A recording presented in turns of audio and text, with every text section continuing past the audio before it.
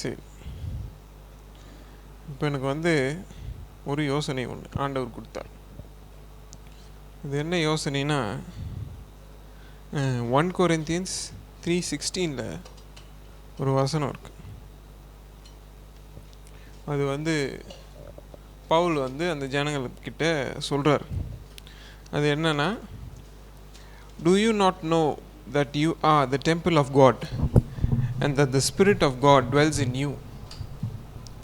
If anyone defiles the temple of God, God will destroy him, for the temple of God is holy. Which temple you are? தேவனுடைய ஆலயம் பரிசுத்தமானதான். இப்போ தேவனுடைய ஆலயம்னா எது? நம்ம. அப்போ நம்ம எப்படி இருக்கணும்? பரிசுத்தமாக இருக்கணும். ஆலயம்னா வெளியே கிடையாது, ஆலயம் என்பது உள்ள. It's the heart. ஆவிக்குரிய கனெக்ஷன் டுவர்ட்ஸ் காட். அதுதான் நம்மளுடைய ஆலயத்தின் பரிசுத்தத்தை தீர்மானிக்குது. ஸோ இது என்னென்னா, இப்போ நம்ம டே டு டே லைஃப்பில் நம்ம சத்தியத்தை கேட்குறோம், டாக்டர்னில் வளரலாம். நம்ம வளர வளர நம்மளுக்கு சில டிஃபெக்ட்ஸ் தெரியும். நம்ம சூழ்நிலையில் இப்போ ஒரு சூழ்நிலை, இப்போ ஒரு மார்க்கெட்டுக்கு போகிறோன்னா, இப்போ நம்ம என்ன பண்ணுவோம், அவன் 1 கிலோவுக்கு தான் தக்காளி கேட்டிருப்போம். ஆனால் 1 கிலோவுக்கு தக்காளி தான் கொடுக்கணும். நீங்கள் கேட்டபடி கரெக்டாக 1 கிலோ கொடுத்தா போதும். ஒரு 2 தக்காளி எக்ஸ்ட்ரா இருந்திருக்கும், அது 1.25 1.25 இருக்கும். அதை எடுத்து வச்சுட்டு, அட என்னப்பா இவன் அதை கூட போட மாட்டான்மா, நீ கேட்டது 1 கிலோ தக்காளி தானே, 1 கிலோ தானே கொடுத்துக்கிறான், அப்படின்னா நீ கேட்டால் எக்ஸ்ட்ரா கொடுக்கணுமா? ஸோ இந்த மாதிரிலாம் நம்ம யோசிக்கும் போது நான் யோசித்துருக்குறேன் இந்த விஷயத்த. என்னடா இது, நம்ம கேட்டது 1 கிலோ தான், கரெக்டாக தான் அவன் செய்கிறான். ஆனால் நம்ம மாமிசம் என்ன பண்ணுது, இடியுது. மாமிசம் டக்குன்னு இடியுது. டக்குன்னு பார்த்தியா நம்மளுக்கு கொடுக்காம எடுத்து அங்கே வச்சிக்கினா அப்படின்னு. ஸோ அந்த மாதிரி நேரத்தில் நம்ம என்ன பண்ணுறோன்னா, நம்ம மாமிசத்திலே அதையும் ஆள ட்ரை பண்ணுறோம்.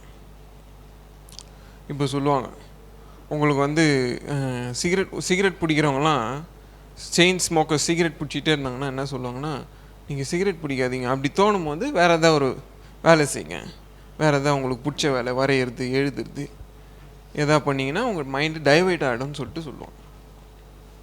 ஸோ அது எப்படி, மாமிசத்தின் போராட்டத்தை மாமிசத்திலே ஆட்கொள்ள ட்ரை பண்ணுறாங்களாம். புரியுதுங்களா? அந்த மாதிரி ஒரு ப்ராக்டிஸை நம்ம ஃபாலோ பண்ண முடியாது. ஏன்னா நம்ம யார்? we stand between the heaven and the earth. So we don't belong to this earth. So அதனால் நம்ம இந்த உலக காரியங்கள்லாம் என்ன பண்ண முடியாது. அப்போது அந்த மாதிரி ஒரு பாதையில் நம்ம ப்ராக்டிஸில் ஒரு குறையை கண்டுபிடிச்சோன்னா, அதை எப்படி மேற்கொள்ள பார்க்கணும் அப்படின்னா, நம்மளுடைய ஆவிக்குரிய ரீதியின் ஆலோசனையில் ஆவிக்குரிய ரீதியில் தான் மேற்கொள்ள பார்க்கணும். இப்போ என்ன சொல்லுவாங்க, நீங்கள் வேறு ஏதாவது ஒரு ப்ராக்டிஸ், அந்த நேரத்தில் வேறு ஏதாவது ஒரு மாயமால வேஷம் போட்டுக்கினீங்கன்னா அந்த பழக்கம் போய்டும்னு சொல்லிட்டு ஒரு மாயமாலமான ஒரு போதனை. அதெல்லாம் என்ன பண்ணாலும் சிகரெட் பிடிக்கிறாளாக இருந்தால் சிகரெட் பிடிக்கிறது தான், என்ன பண்ணாலும் குடிக்கிறாளாக இருந்தால் குடிக்கிறவங்க தான். ஸோ அதை மாற்றணும்னு நினச்சி நீயே மாமிசத்திலே உட்காந்து வேறு எதுனா ஒரு ஜில்லா காட்டுனதுன்னு வச்சுக்கோ, அதெல்லாம் சரிப்பட்டார். ஏன்னா நம்ம பொறுத்த வரைக்கும் எப்படி, we are from the heavens. ஓகேங்களா? நம்மளுடைய ஆவி எங்கேருந்து இருக்குது? மேலேருந்து வந்துக்குது. சாரி, மேலே இல்லை, ஹெவன் மேலேயா இருக்குது. மேலேன்னா டக்குன்னு ஆமான்றீங்க பாருங்க. நான் அதை எதுவும் தப்பாக சொல்லிட்டேன், டக்குன்னு ஸ்லிப்பில் ஆமாண்டேன் டக்குன்னு. ஓகேங்களா?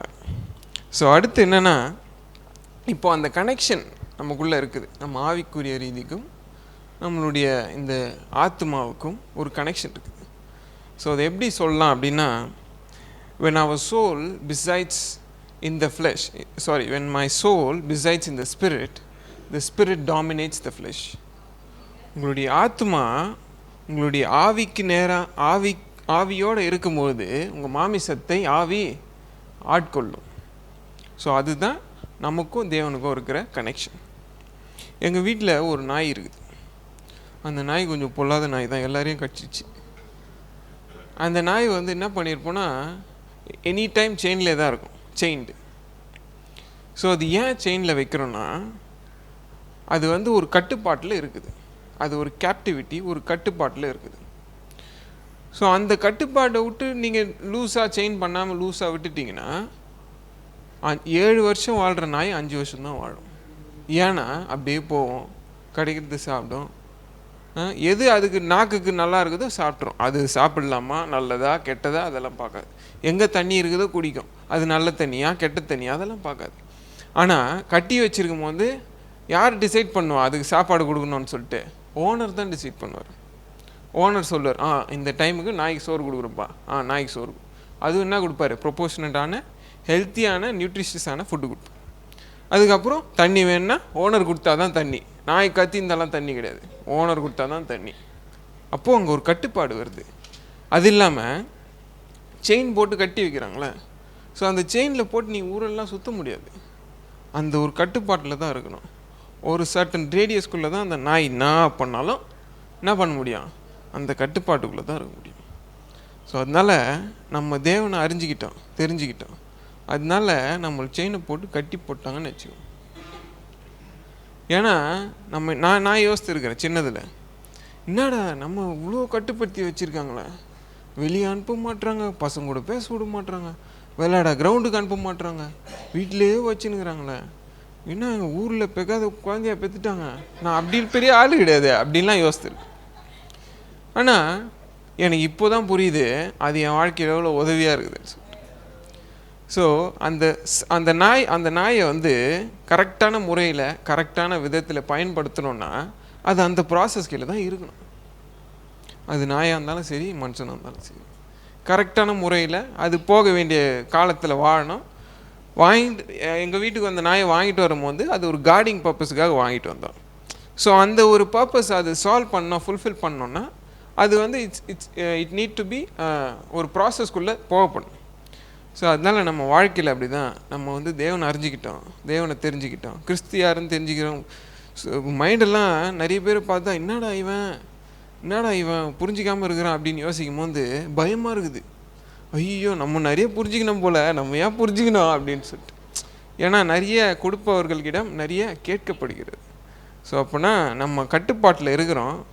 ஸோ அந்த கட்டுப்பாடு ஒன்ஸ் நீங்கள் தேவனோட கனெக்டடாக இருக்கும் போது அது உங்களுக்கு புரியும். ஏன்னா நம்ம இப்போ யோசிப்போம், என்ன இவங்க உலகத்தில் இவங்களெல்லாம் பண்ணுறது இல்லையா, இதெல்லாம் நார்மல் தானே.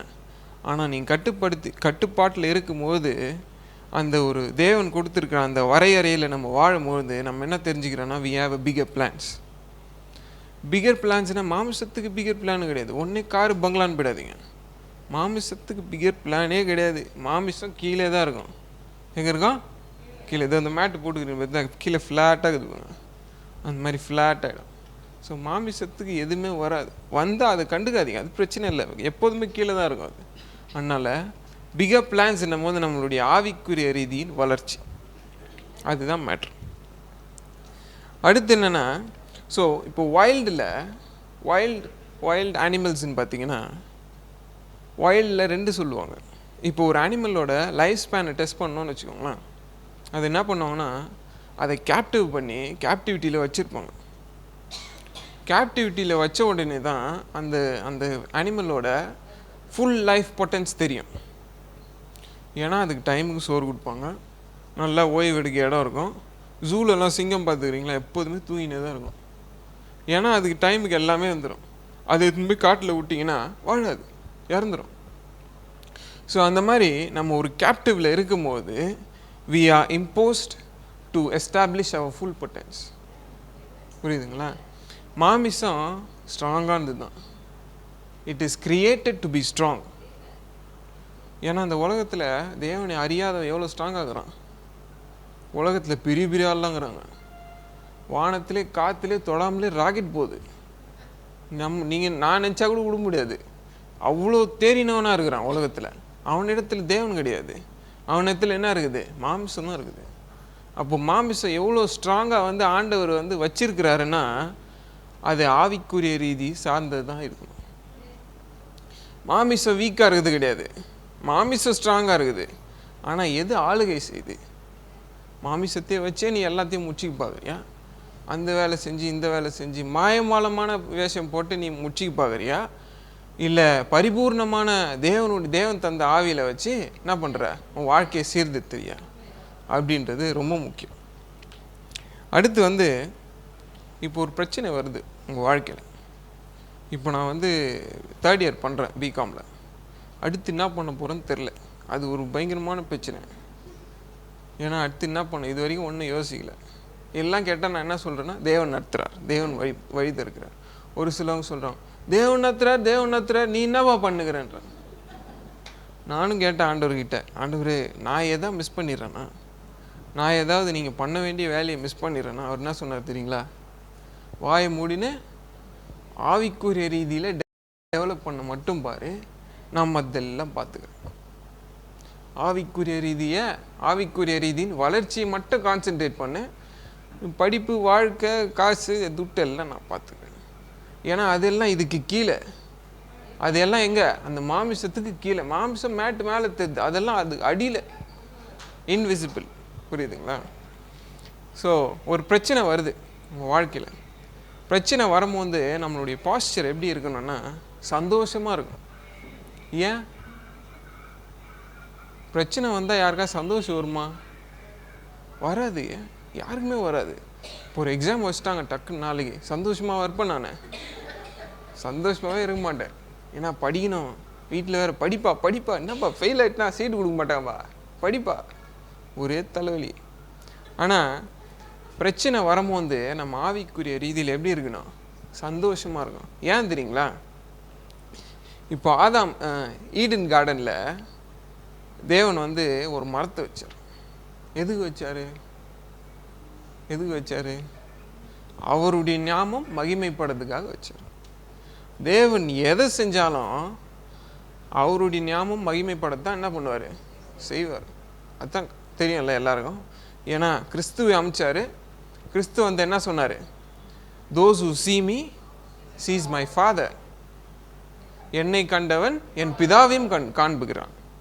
ஸோ அந்த மாதிரி தேவன் எதை செஞ்சாலும் அவருடைய மகிமைக்கு தான் செய்கிறார். ஸோ அவருடைய அந்த மரத்தை வச்சுட்டனால இப்போ ஆதாம் வந்து அந்த மரத்தை சப்போஸ் சாப்பிடாம இருந்துதான்னு வச்சுக்கோங்களேன், தேவன் மகிமைப்பட்டிருப்பார். இப்போ சாப்பிட்டா தேவன் என்ன மகிமைப்படாமலையா இருந்தார்? இல்லையே. அவருடைய நாமம் என்னைக்கும் மகிமை தாங்க. புரியுதுங்களா? அவருடைய நாமம் வந்து என்றைக்குமே மகிமை தான். நீ பண்ணுற வேலைனால அவர் மகிமைப்பட மாட்டார். நீ பண்ணுற வேலைனால அவர் உன்னிலான மகிமைப்படுவார் தவிர அவருடைய பாஸ்டர், அவருடைய ஸ்டாண்ட் பாயிண்ட் எங்கேருந்தும் குறைபடாது. அதனால it's not about you, it's about him in you. ஓகேங்களா? அவரை வந்து நீ உள் வாங்கிக்கணும், நான் ஆவிக்குரிய ரீதியில் வளரணும், அவர் எனக்குள்ளே இருக்கணும், நீ யோசித்தனா வாய் மூடின்னு சொல்கிற வேலையை செஞ்சுட்டு போயிடும். அப்படின்னா உயிர் தப்பிச்சுப்பன்னு அர்த்தம். தேவன் காட்டுற வழியில் நமக்கு ஒரு சாய்ஸ் இருக்கும். ஆதாமுக்கு ஒரு சாய்ஸ் இருந்துச்சு, சாப்பிட்லாமா வேணாமா. இப்போ நம்ம என்ன பண்ணுறோம்? சரிப்பா நான் என் மாம்சத்தின் சாய்ஸை சூஸ் பண்ணிடுறேன் அப்படின்னு சொல்கிறோன்னு வச்சுக்கோங்க. இப்போ மாம்சத்தின் சாய்ஸு போகிறதுக்கு முன்னாடி நம்ம ஒரு பாஸ்டரில் இருப்போம். அதாவது மாம்சமாக கை, கால், உடம்பு, தலை, உயிர் எல்லாம் இருக்கும். ஆனால் once you have chosen the way of spirit, once when you choose the way of flesh, when God gives you a choice, அங்கே வந்து நீங்கள் இதே பாஸ்டரில் தேவன் கூட்டின்னு வந்து ஒரு பாதையில் அடிப்பட்டு உதப்பட்டு திருந்தி நிற்பார்ல, அப்போ உனக்கு கை, கால் எல்லாம் இருக்குன்னு எதாவது நிச்சயம் இருக்குதா? ஒன்றுமே கிடையாது. ஏன்னா நீ அந்த ஒரு கனெக்ஷன்லே இல்லை. உன் ஆவிக்குரிய ரீதி உன் மாமிசத்தை ஆட்கொள்ளவே இல்லை. அவர் காட்டுற வழியில் போனால் தானே உனக்கு பாதுகாப்பு. என் ஃப்ரெண்டு நேற்று பேசிகிட்டே இருக்கும்போது ஒரு வார்த்தை சொன்னான், ஸ்கிரிப்டட் அப்படின்னா. இப்போ ரீசெண்டாக வந்து மைக் டைசன் ஒரு சண்டை போட்டார், அதை வந்து ஸ்கிரிப்டட் அப்படின்னு சொல்லிட்டாங்க. ஸோ அது நம்மளுக்கு வேணாம். அது மேபி ஸ்கிரிப்டடாக இருக்கலாம். பட் என்ன மேட்டர்னா, நான் என்ன சொன்னேன்னா, எல்லாருக்கும் மாமிசத்தில் ஒரு போராட்டம் இருந்துக்கிட்டே தான் இருக்கும். ஆனால் ஒரு விஷயம் நம்ம என்ன மனசில் வச்சுக்கணும்னா, I am been scripted by God. புரியுதுங்களா? உன்னுடைய வழிகள் வந்து தேவனால் என்ன பண்ணுது? ப்ரீ பிளான் பண்ணப்பட்டிருக்கு. அந்த வழியில் சூஸ் பண்ணி போனால் நீ என்ன பண்ணுவ? தேவன் உனக்குள்ள மகிமைப்பட நீ ஒரு பாத்திரவானாய் மாறுவ. அப்படி நீ படலைன்னா அவர் என்றைக்கும் மகிமை தான், நீ தான் எங்கன்னா அடியில் போய் சூரியன் இருப்ப. அதனால நம்ம வந்து தேவன் காட்டுற வழியில் போனால் என்ன பண்ணலாம்? நேரம் வந்து போயிடலாம். அப்படி இப்படி தடி வந்தா கூட சரி சரி சரி போயிடு போயிடு அச்சர போகிறேன் போயிடு அந்த மாதிரி போயிடலாம். ஆனால் நம்ம வந்து வேறு பாதை சூஸ் பண்ணிட்டோன்னு வச்சுக்கோங்களேன், அதுதான் முடிஞ்சிச்சு. ஓகேங்களா? ஸோ அதனால் when your soul resides in your spirit dominates your flesh. So அதை ஞாபகம் வச்சுக்கோங்க. இதுதான் தேவன் எனக்கு கொடுத்த ஒரு தாட். தேங்க்யூ.